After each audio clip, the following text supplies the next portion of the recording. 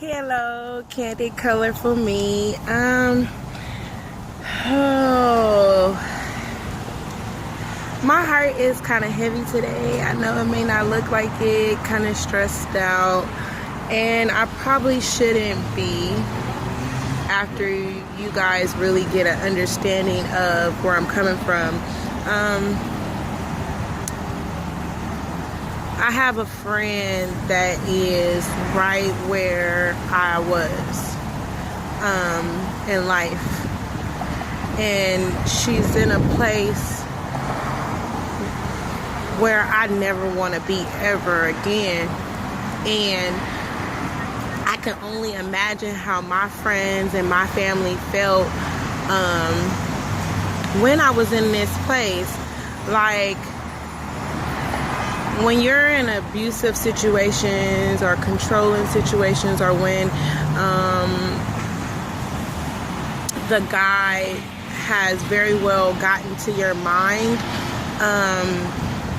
and you're going through all these issues, this pain and this hurt, and crying and going back and forth, etc. You know, I was in that situation.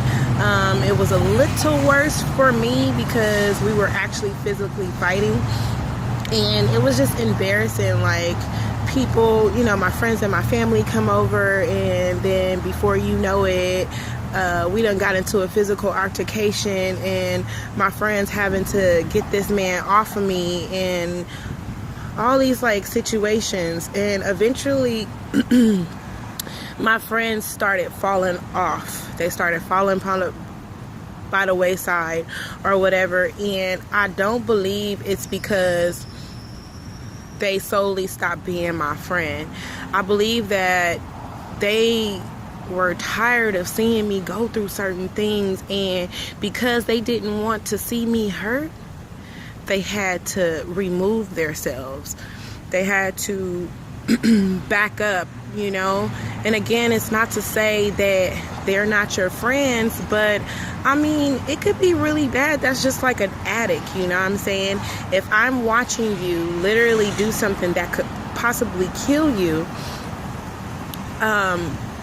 after a while, when you don't get it and you don't understand and you want to keep going back to those things, eventually people don't want to watch you hurt.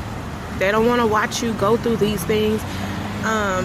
They just, again, you know, they just remove themselves from the situation. And it's so hard because this is like one of my day ones. Like, I really love her, but I now it's like I gotta be friends with her with conditions.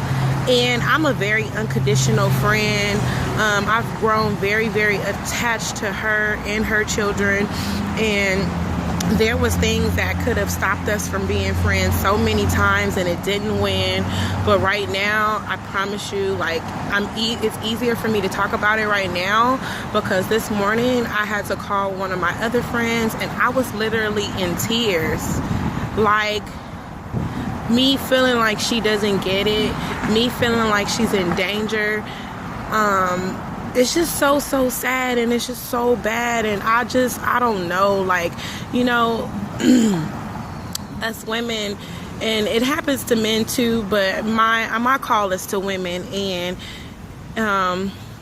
it's so bad when you waste your life on the wrong guy. Like, you'll look around and you'll have all these kids by a man, or you done lost all your dignity, all your integrity, anything that makes you, your character changes, all kinds of stuff, and it doesn't change for the better.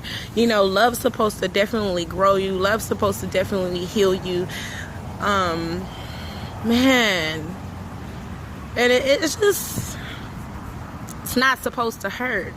And I got so tired of these situations, but when it was time to leave and it was time to get out, I was by myself, and I was fighting my way out. Like, I got myself out of these situations, and I just was determined that I wasn't going to go through those things anymore. And literally, the time before the last time that I left, this man had literally, you know, he caught me on the phone talking to another dude on the phone, and literally we were married, but we were trying to be on the off stage. I met somebody, I fell in love, etc. And he caught me but we were still trying to live together. And this hadn't been the first time that he pulled a gun on me, but this time I just knew I was gonna lose my life. Like, literally, I feared for my life in that marriage. And I don't care what he say or how he explained it, etc., etc., etc., or if it was my fault or whatever the case may be. I've never threatened his life. I've never called him outside of his name or anything like that make him feel less than a man. But I felt less of a woman. I didn't even feel like a woman in that marriage. And before I left, to make a long story short, he had basically chased me all around the house, and he stomped me in the bathtub. He was like kicking me with his boots on, and he pulled out a gun. And I just closed my eyes. I heard the gun like click, but I believe either it didn't have any bullets in it or the gun jammed. However, I got the hell out of there, and I don't know what led me to go back.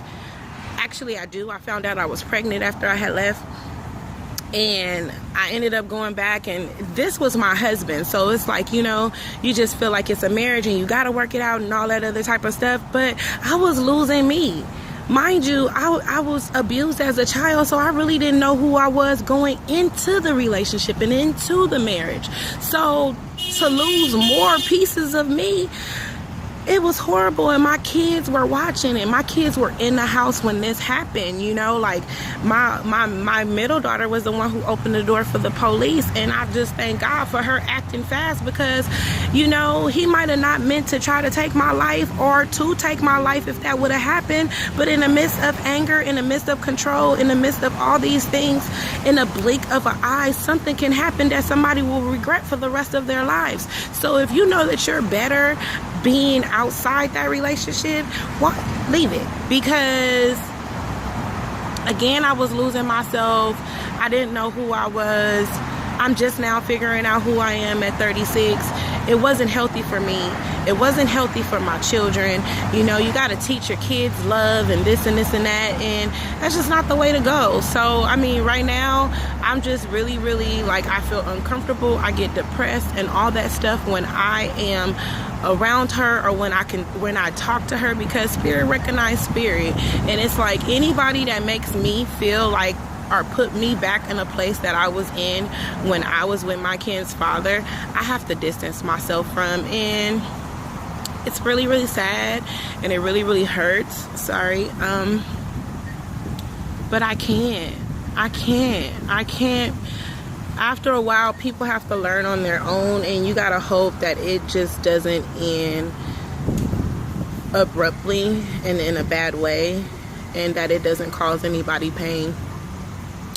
You know, every time we go back to things that are no good for us, 9 times out of 10, it becomes 10 times worse. And people don't understand that. And the strongholds, they could be like very, very mature demons, something that's been passed down from generation to generation to generation, and we keep feeding it as long as we stay in, and we keep going back. And you know, when people are not ready to face themselves and deal with themselves, the thing for them to do is to put the mirror on you and put the guilt trips on you and make you feel less than, and threaten your whole life and your entire being. And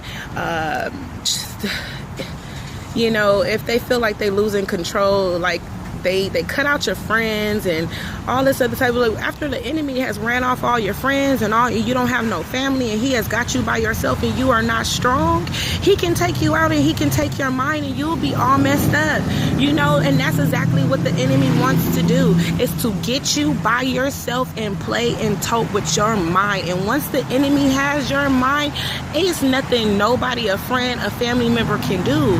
I have to leave it in God's hands, because I be done killed somebody for my friend, you know what I'm saying, or my family member. If I call you my friend, you my friend and my family member and my loved one, and I just